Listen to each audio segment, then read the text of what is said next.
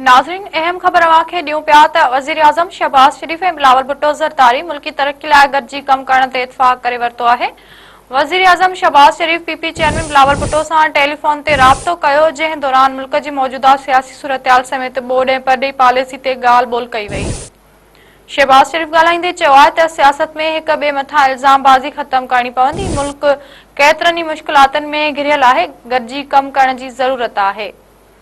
नाज़रीन, हिकु भेरो ॿीहर ई अहम ख़बर अवांखे ॾियूं पिया त वज़ीर आज़म शहबाज शरीफ़ ऐं बिलावल भुट्टो ज़रदारी मुल्की तरक्की लाइ गॾिजी कम करण ते इत्तफ़ाक़ करे वरितो आहे। वज़ीर आज़म शहबाज शरीफ़ पीपी चेयरमैन बिलावल भुट्टो सां टेलीफोन ते राब्तो कयो, जंहिं दौरान मुल्क जी मौजूदा सियासी सूरतहाल समेत ॿोॾ ऐं परॾेही पॉलिसी ते ॻाल्हि ॿोल कई वई। शहबाज शरीफ़ ॻाल्हाईंदे चयो आहे त सियासत में हिक ॿिए मथां इल्ज़ामबाज़ी ख़तम करणी पवंदी। मुल्क केतिरनि ई मुश्किलातनि में घिरियल आहे, गॾिजी कम करण जी ज़रूरत आहे।